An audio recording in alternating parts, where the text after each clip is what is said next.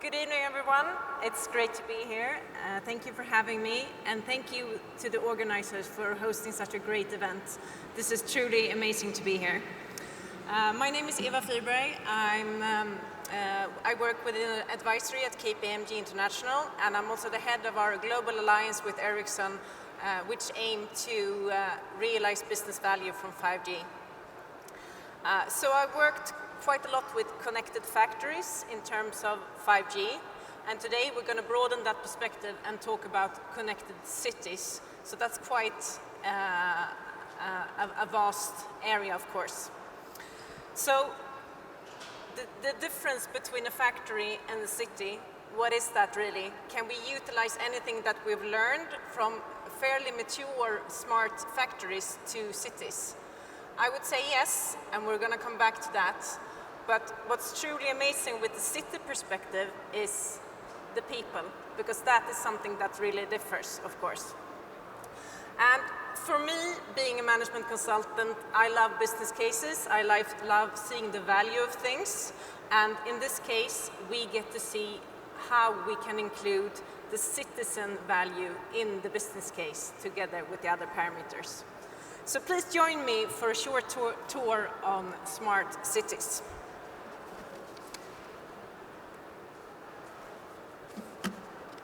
Right, so what do we mean with smart cities? Not all of us can start from scratch, like the impressive example of Neom, but for simplicity today, I have chosen the definition of where you simply meet a citizen need by a digital solution.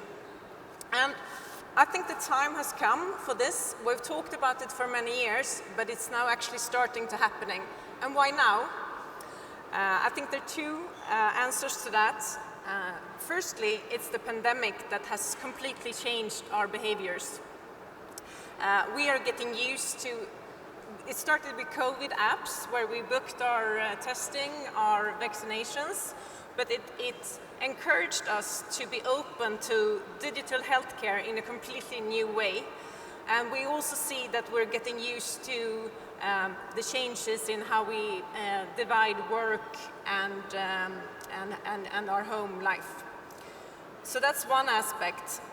The other is that we see a shift from mass production to mass customization. And that's not something completely new. We've seen this for quite some time, that we're used to tailoring our new car from the factory. We want it to be specific to our needs and preferences. We also want to tailor our sneakers. I want them to be a specific brand with a logo on the side and in a specific color. And I want it to be delivered to me without any effort from my side. So I trust the ecosystem that my sneakers provider has set up. I know that I will get my sneakers and I will not have to do anything except for ordering it. And we have come to expect the same thing from the services that we are provided by the city. We will expect nothing less going forward. So, how do we get there? Of course, the starting point will differ, and there are different prerequisites in different cities. Your culture, your financial, your politics will of course influence what you can and cannot do and in what pace. But there are some common traits, and you can see a few examples here. But key thing around them is that they need to be connected. They cannot work in silo. If you look at data, you have to look at data jointly with how that impacts the citizen need. And that's also actually one of the parts that makes us define digitalization as a bigger term, that it is a flow and it is not siloed by how we are organized. So, at KPMG, we actually have a framework that is called Connected Enterprise, which we use for digitalization, and we also use it then to provide advisory on smart cities. Research has shown that digital leaders, they excel in these 8 key themes that you see here on the slide. Today, we're going to talk about 3 of them, and that's going to be experience centricity by design, innovative products and services, and insights-driven strategies and actions.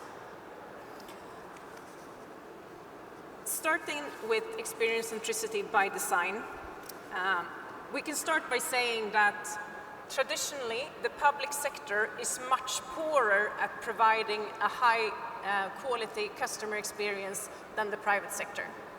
And this doesn't have to be a problem at all, because we can utilize the learning from the private sector in the public space, because we see them interact much more frequently now, and we see partnerships making this possible.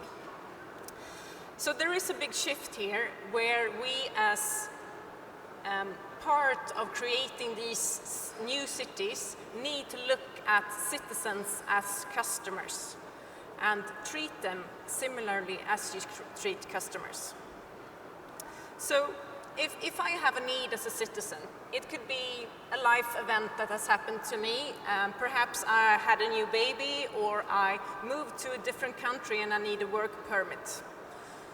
Any big life event, it will cause me to have to make at least 5 phone calls to different authorities. I have to wait in line, I have to get annoyed, and then I have to explain my errands over and over again. I would never accept that if it was a service that I had ordered from a private company. So I will expect nothing less than that this is seamlessly taken care of behind the scenes, also in the public sector going forward. So I have a need, and I make the order, and it can be delivered to me. So how do we actually know the needs of the citizens? There are so many citizens, right? We see a lot of good initiatives in this area, where there are numerous digital initiatives, where an opportunity for dialogue is provided to the citizens. There are many examples. The Smart London platform, they enable citizens to instantly tell the government or a specific authority how they find things happening in the city being handled. But there's also more long-term solutions where both Barcelona and Reykjavik are doing great things with allowing citizens to see budget priorities and make their voice heard in terms of what should be the priorities going forward. So that is around actually identifying the need and sometimes the problems that we have in a city. But the next step is very closely linked to that, and that is how you design the solution to it. So now we start to talk about innovation. And we talked about innovation for quite some time, and again, perhaps it's not commonly used in a government or a city perspective, but it's easy to amend that, because when we are able to take the experiences that the private sector have and utilize partnerships, we're in a very good place to harvest on that. And daring to share and be willing to collaborate is one of the key aspects of innovation. We see it happening all the time, both between governmental bodies, between authorities, between different cities, but also between governments and private companies. One example is the infrastructure for electronic vehicles, which is often built as a cooperation between societies and the car manufacturers.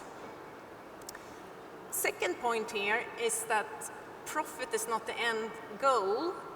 Well, yes, it has to be economically feasible, even though it's a city, but it is not the only metric that we have to look upon. We have to evaluate both the business case, but we also, as I started to say, have to take into consideration the citizen value of what we're doing, and not least the technology aspect. So adding the 3 perspectives of the citizen, business, and technology, that will bring a new way of thinking that can actually create a very many new things. And as in all innovation, we encourage the testing and trial, do a proof of concept, But when you do that, don't only look at how the technology works, but also look on the other factor. How will this impact the life of the citizen?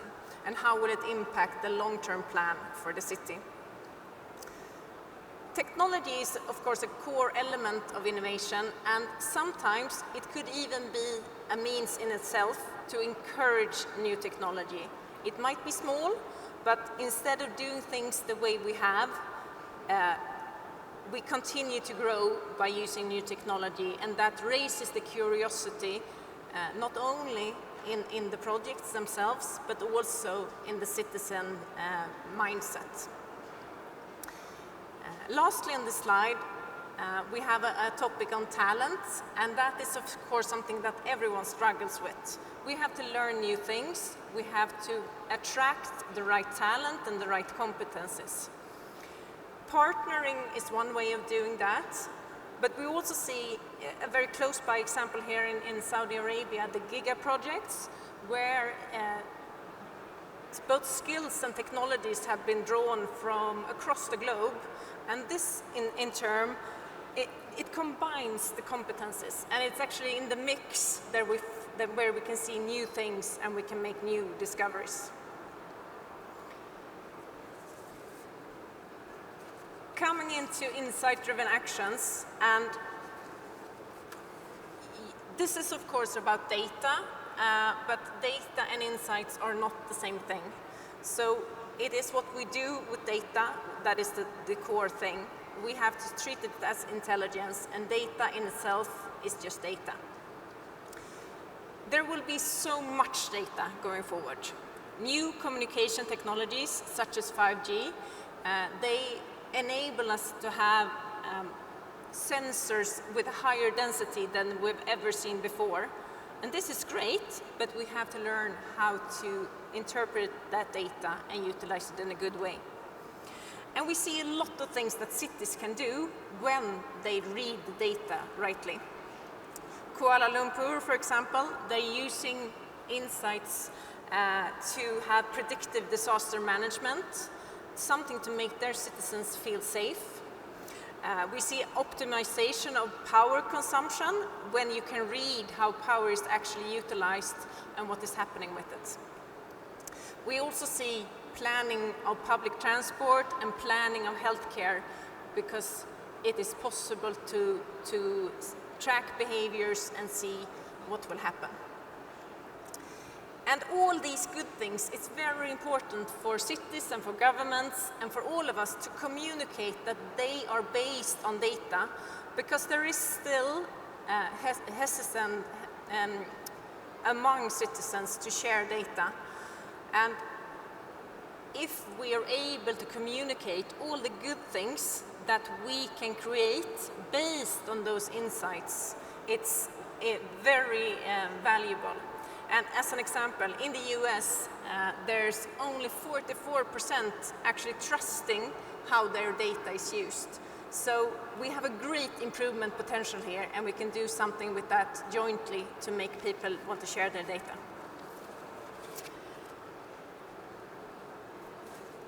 So, in summary, I think it has a lot of similarities with the factory that I'm used to, but we can bring it to something bigger for the city. We need to know the customers, and the customers, of course, being the citizens.